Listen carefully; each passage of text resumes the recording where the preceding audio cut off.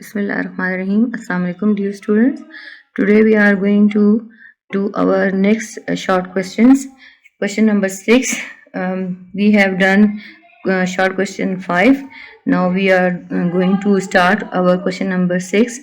Question number 6 is short question. What are enzymes? Enzymes क्या हैं? What are enzymes? Enzymes के बारे में आपने पहले भी पढ़ लिया है, अब उसके बारे में पढ़ते हैं कि enzymes क्या है. Enzymes are chemical substances which speed up a chemical reaction without utilizing themselves.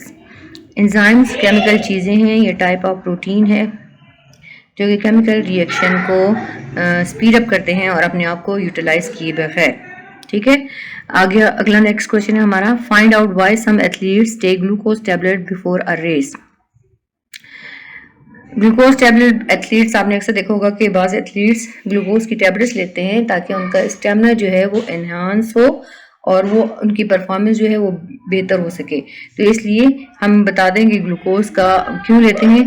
Glucose is a simple form of carbohydrates which is the main source of energy. It can be easily absorb into the blood and reaches every cell of the body. In cells, chemical reactions occur and energy is released. इसका chemical reaction है food plus oxygen. जब food के साथ oxygen combine होती है तो हमेशा क्या रिलीज होगी? कार्बन डाइऑक्साइड, वाटर और एनर्जी. यही एनर्जी जो हमारे डिफरेंट बॉडी के वर्क हैं, वॉलेंट्री इनवॉलेंट्री जो फंक्शन परफॉर्म कर रही है उसको यूटिलाइज हो जाती है, उसमें ये एनर्जी यूटिलाइज हो जाती है. तो glucose tablets enhance the health and athletes show better performance in the race. That is why athletes take glucose tablets to have quick energy. ठीक है, ऑक्सीडेशन प्रोसेस होता है. ऑक्सीडेशन प्रोसेस में क्या रिलीज होती है? एनर्जी रिलीज होती है. Next question is question number 7. Why do we need to digest our food? We need to digest our food because the food which we eat does not reach to the cells of our body as it is. It must be digested before it is absorbed into the blood. खाना जो हम खा रहे हैं वो हमारी body का इसी तरह हिस्सा नहीं बनता, उसने पहले क्या होना है? डाइजेस्ट होना है. डाइजेस्ट जब हो जाएगा, बिल्कुल बारीक बारीक पीसेस में कन्वर्ट हो जाएगा, लिक्विड फॉर्म में फूड कन्वर्ट हो जाएगा, तब वो हमारे ब्लड में शामिल होगा और ब्लड से हमारी बॉडी के एक एक सेल तक चला जाएगा. तो we need to digest our food because the food which we eat does not reach to the cells of our body as it is. It must be digested before it absorb in the blood. Question number 9. Define indigestion. Indigestion respiratory system से related diseases है, problem है जिसमें खाना हम बहुत ज़्यादा जल्दी खाते हैं और प्रॉपर टाइम पे नहीं लेते, जिसकी वजह से हमारी बॉडी में एसिड्स प्रोड्यूस हो जाते हैं और वो एसिड्स कभी कभार हमारे इधर एसोफेगस में गलेट में आ जाते हैं, जिससे कि हमारे गले में जलन होती है और हम कहते हैं कि हमारा दिल जल रहा है. तो इसको हम बोलते हैं indigestion. Indigestion is caused when food is not eating properly and not chewing it enough. The stomach produces extra gastric juices with the result that the stomach contains a lot of acid. Some of the acid comes up in the esophagus causing burning sensation known as heartburn. तो ये हो गया हमारा indigestion. Next question है what part do muscles play in digestion? Part of muscles in digestion.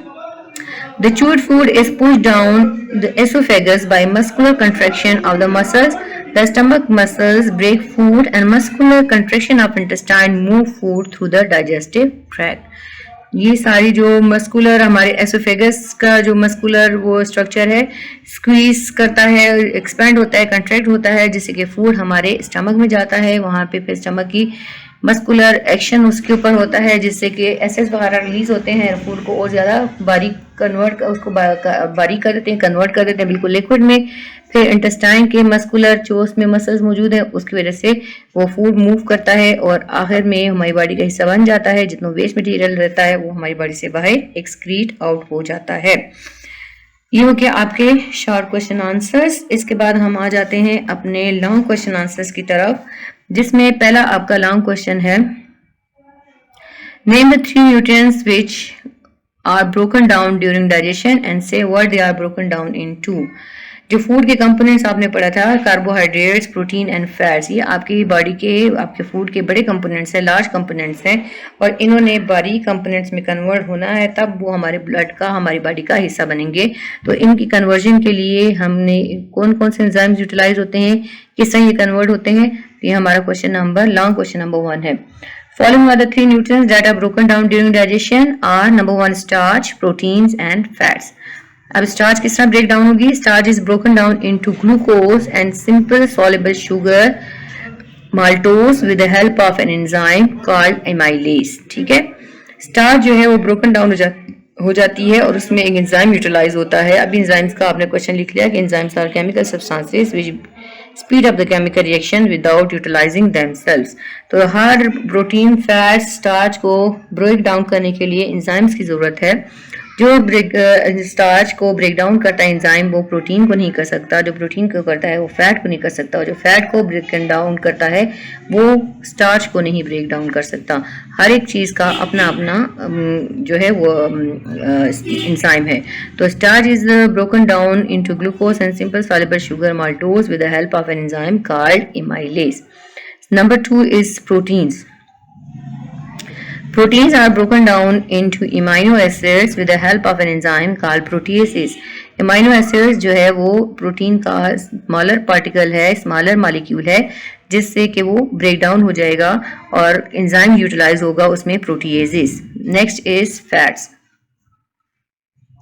Fats are broken down into fatty acids and glycerol with the help of an enzyme called lipase. Glycerol और जो आपके पास fat है, fatty acid जो है वो fats के smaller molecules हैं, जिससे कि फैट जो है वो ब्रेक डाउन हो जाएगी और हमारी बॉडी का ब्लड का हिस्सा बन जाएगी।